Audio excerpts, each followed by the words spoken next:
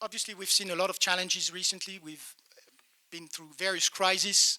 But I think one of the major trends has been the change in certain generations.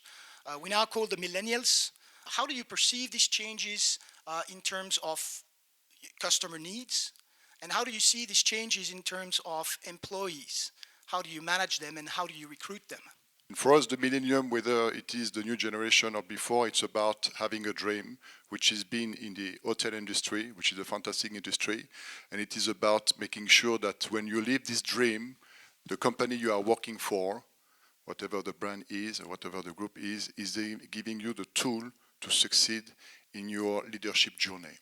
In my times, when I was looking for a job in hotels, my recruiters, use that word of saying passion as a synonym of saying low pay.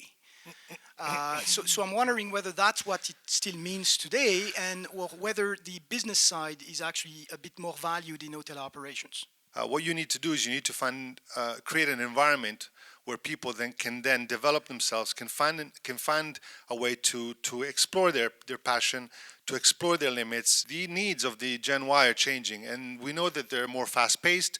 They're maybe a little bit less loyal than they were in the past. They like changes, but most of all, they like transparency. Well, first I want to say, how pleased I am to be back at ESSEC. You won't believe it, but I had not been back in 20 years.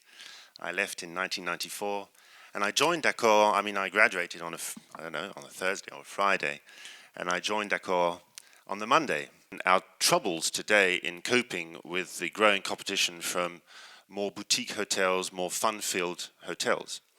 So that's our challenge in the big brands, and we're going to tackle it. In some of our emerging countries, our employees still have work patterns that are very, very hard to live with over a long period of time, and also to the damage we can do to the environment. So we're working hard at Accor on our corporate social responsibility.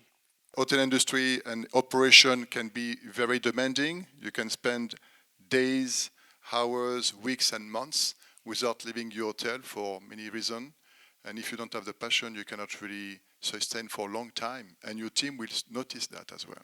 It's very important that the basic qualifications of the person that is entering is the correct one, but also the internships and the practical experience that these people have had. If all these elements, the qualifications and the work experience, are the same, then I think the attitude is very important. I think that the way you've approached your own personal growth in this early stage of your life is going to be very indicative of the real passion that you have. We are also looking increasingly for intellectual ability, an ability to deal with figures. Obviously, you'll be dealing with figures a lot when you have discussion with owners, and it's no good just being very nice to the owner.